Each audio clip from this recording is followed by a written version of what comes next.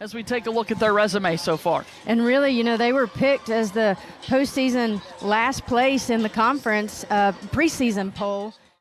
As we see Chaley Clemens toe the rubber. First pitch into Lelio for South Carolina. Harley Shelton is the batter here for South Carolina. A 1-0 pitch. That's low for ball 2.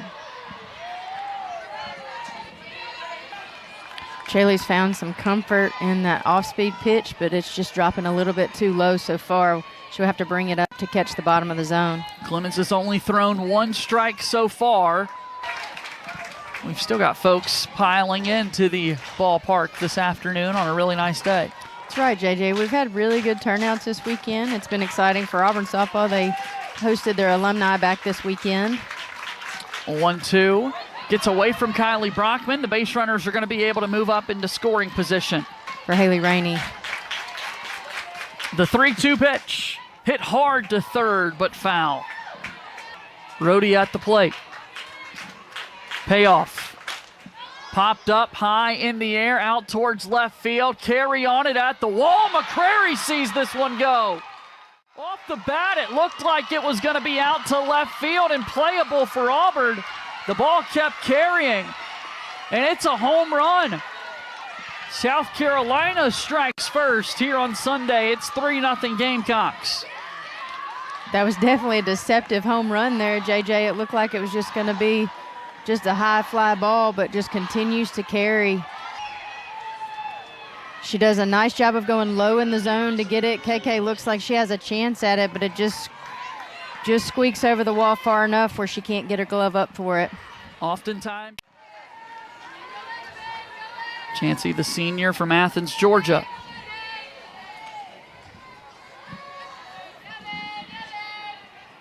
The 2-1 pitch. On the ground to second. Rose Roach can't quite hold on to it. Took a late funny hop.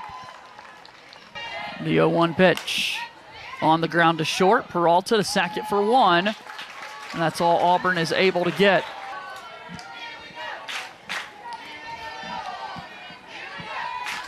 Two balls and 1 strike to the Gamecocks shortstop. Hit down the left field line. Fair ball. Second hit of the inning here for South Carolina. They'll have runners at first and second. As Blankenship was able to put this one past. See, Wohlers is off the line a good bit, assuming because of the scout far enough off where she can't make the diving play on the base hit down the line. And so now the right fielder, Abigail Knight, is the 7th batter of the first inning to come up to the plate. 0-1 pitch. Lifted in the air to left. KK McCrary is there for Auburn. That's out number 2. Combined pitches from the Auburn pitching staff. A ground out up the middle ends the first, but South Carolina strikes first on the 3-run homer from Rhodey. She was nearly unhittable until we went to the rain delay in the bottom of the 7th. And then out of that rain delay after waiting for 90 minutes before action could resume, Auburn started to get to her and was able to score 6 in the bottom half of the inning. On the ground to Blankenship. She's got to be quick with the throw to first. Playing with joy is what Coach Chris Malveaux has really been wanting them to do. Lelio puts this away for out number 2. Not only have they not had a sweep, this is the first chance. Popped up, playable at first as Rhodey makes the catch, and Auburn goes down in order. And Haley Rainey's looking to avoid a similar start pitching this inning for Auburn. Lelio is the leadoff batter in the left-handed box as this one gets low and away. The length of the time the defense is on the field. Lelio out to center field. Abby Smith puts it away for the first out. See that number 33 on her jersey, the same number that her head coach, Ashley Chastain Woodard, wore while playing for South Carolina. Pitch low and away. Brockman able to get on top of it quickly, but taking third is Vincent.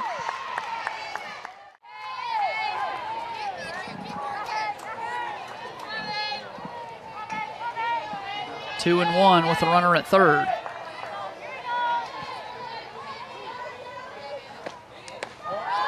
Bounced up to the plate. The 3-1 pitch. Hit down the line to first, but foul. It's one of those balls I think Auburn would have preferred for that to be fair, JJ, Yeah. with the quick glove of Annalie Adams at first. So 3 balls and 2 strikes. Payoff pitch. Hit out to right center field. That ball off the wall. Shelton thinking extra bases. She's going to be tagged out heading into second, but it's an RBI as Vincent touches home. It's a hard line drive by Shelton. Hit to right center field. Isis Tresvik does a great job of fielding the ball off the wall. You can see with a quick snap, Peralta applies the tag to get the out. Grounder to third, throw to first, in time for out number 3. She's definitely one of the competitive leaders of this Auburn team.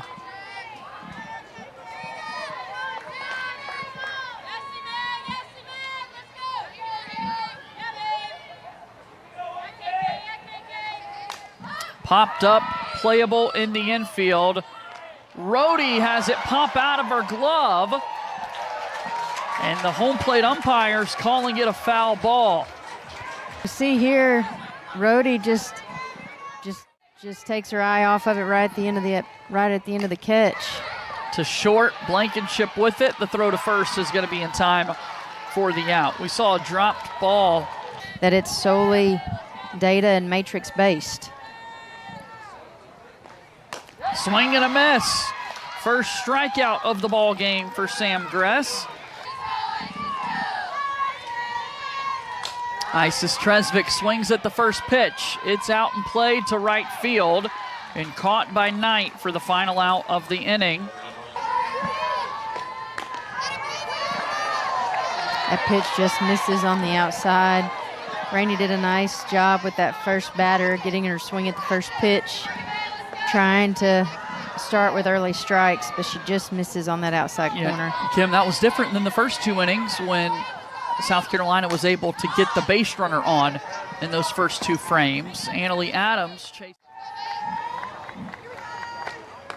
Swing and a miss. There's the strikeout.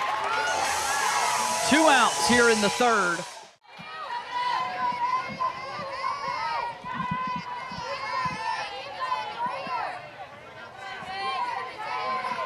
And hit back to short. Peralta handles and throws on to first. It's going to be up to Leck, Brockman, and Roach, the 3 batters due up this inning here for Auburn.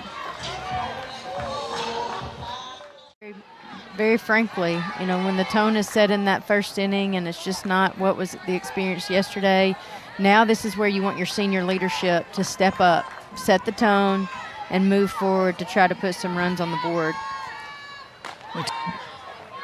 A good reason why they've been able to make so many comeback wins throughout the course of the season is because when they do go down, they understand there's still a lot of softball left to go. She takes one high out of the zone for ball 1. Brockman played last season for the Arkansas Razorbacks and is now transferred to Auburn this year.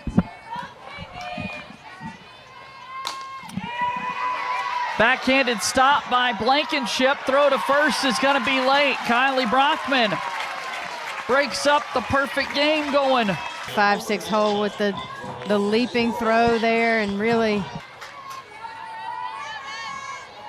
Rose really is a triple threat from the left side. She can lay down the bunt, slap, and hit for base hit or power. Fouls this one back.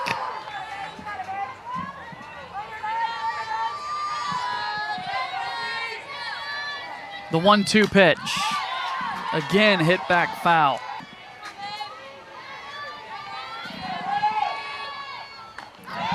Off-speed pitch there from Gress.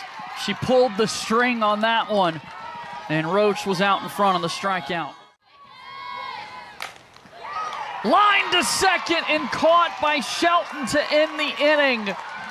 What a catch from the South Carolina second baseman. 4-0 Gamecocks. Brooke and Carly up the middle, they've been fantastic for us all year, and just showcasing a little skill there. I thought Brooke could make that play in the 5-6 hole because she's done it a lot. 0-2 quickly here to Abigail Knight, and this one plunked her on the back. On the base. They're just staying patient there at the plate.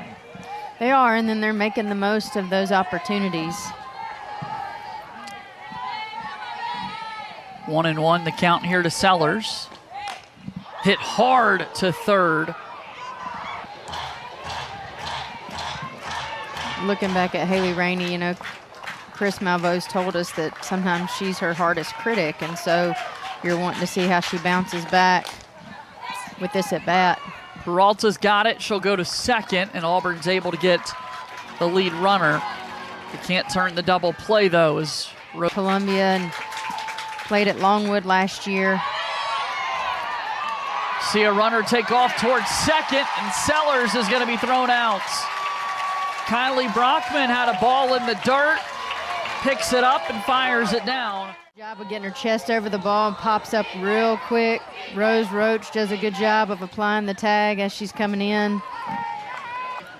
She does a really nice job. It's a gamble, definitely, to try and run on her. Foul tipped at the plate. And Randy does a nice job of coming back with that strike. We'll see if she can finish out the at-bat here. 3-1. Pop back foul our way. Payoff pitch. Ball 4. Second time today Lelio reaches. She saw something she liked with that first pitch. Yep, just got a little bit out in front. Pitch number 70 on the way from Haley Rainey today. And it gets past Kylie Brockman. This was way out of the zone, and the base runners are going to be able to move up.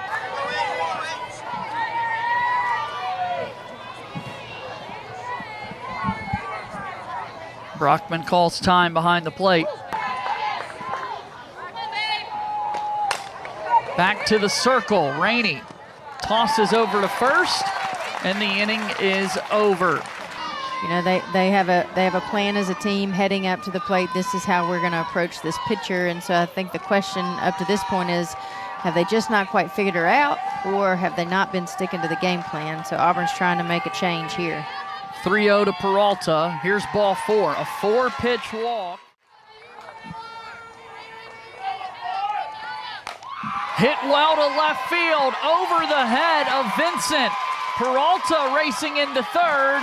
It's going to be a double for Annalie Adams. Just the second hit of the day for the Tigers, their first extra base. KK McCrary to center field. It's down for a hit. Peralta will come in to score on the RBI single from Auburn's left fielder.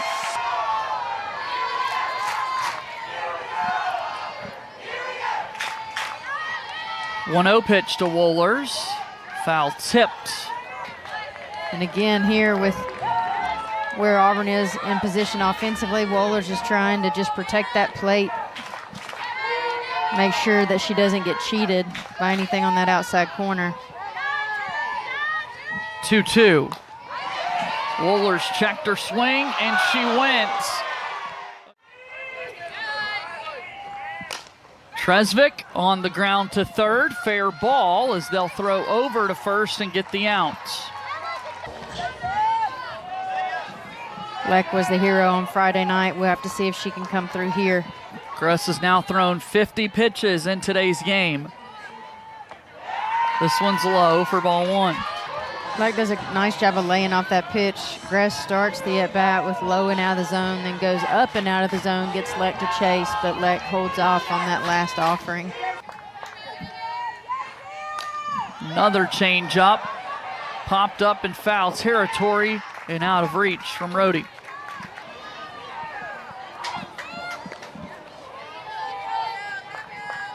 Leck's working the 7th pitch of this at-bat. Payoff pitch.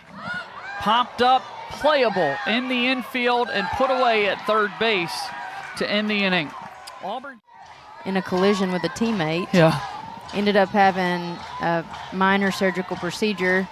Really didn't want to miss any of the season and said that they at least negotiated for her to only be out for a week, and then she was back on the field playing. We mentioned a couple of times this weekend already, but Rhodey from sense that this is just an ultimate competitor that wants to be out there regardless of any injuries that might be. Down on strikes, Haley Rainey with a big strikeout here for Auburn.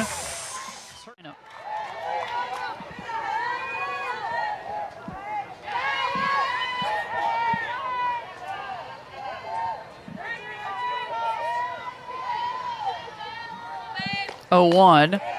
He's one of those players who transferred from Charlotte.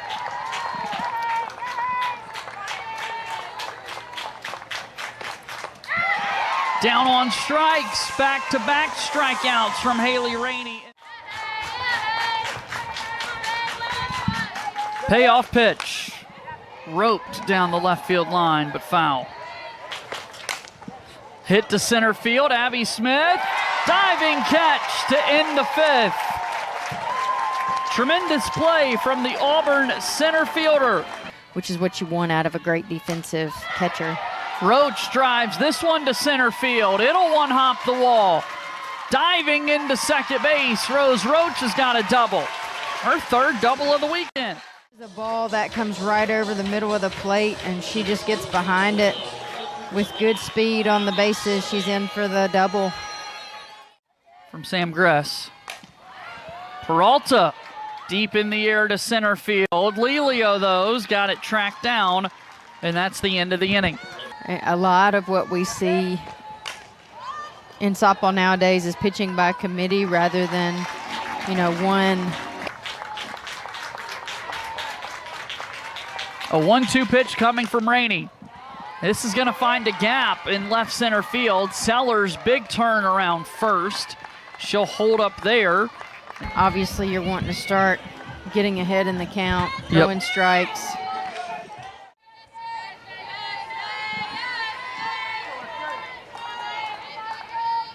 First pitch from Guerin.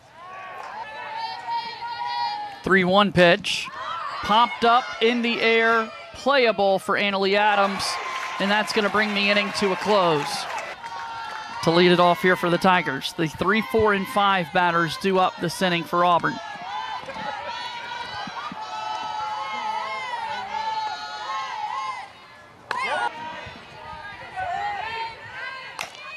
Hit to short. Blankenship fields it cleanly, and they get the outs. McCrary hits this one out towards right field. Knight will range back and put it away for the second out. What's palpable is the humidity here in Auburn. Hit to short and right into the glove of Blankenship to end the inning. Let's go to the 7th. Top 16 teams, according to the tournament committee, will host a regional. Your top 8 become your national seeds. And assuming everybody were to win their regionals, that's where the top 8 would then get to host the super regionals.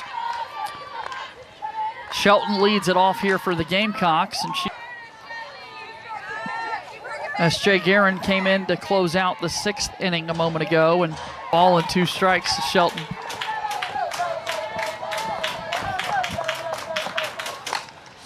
Back up the middle, Peralta to first, and that's out number 1. S.J. doesn't letting that ball go by. You can see she thought about reaching for it, but that's one of those plays where that could tip off her glove.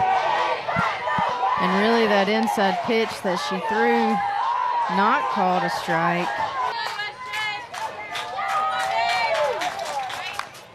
Foul tipped.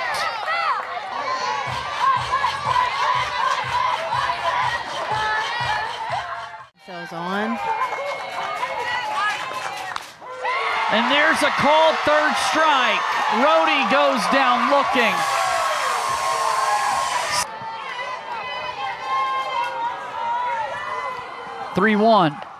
This is a walk, a 2-out base runner here for South Carolina. Swing and a miss, strike 3. S.J. Guerin comes through with 2 strikeouts. Elkins coming in off the bench as a pinch hitter. These are key situations where you've been locked in, dialed in, watching this pitcher all game. Bottom of the 7th inning. Elkins swings and misses. Gress with a big strikeout. 2 balls and 2 strikes. The pitch. Fouled. Swing and a miss by Womack. Back-to-back strikeouts here in the 7th inning for Sam Gress. So the whole infield's going to come in here for South Carolina. And they just need 1 more out. Payoff pitch. Called strike 3. South Carolina has won today's game. Part of the zone, that ball looks like it's going to go low, but just drifts back up in the zone. Lisenby gets fooled there. Impressive victory today for South Carolina. 3 important runs scored in the 1st inning to set the tone, and they've got 11 SEC wins on the day. Really, they put a complete game together. They came out aggressive on the offensive side of the ball. They played solid defense, and then really that outing with Gress, you can't say enough about her command of the strike zone.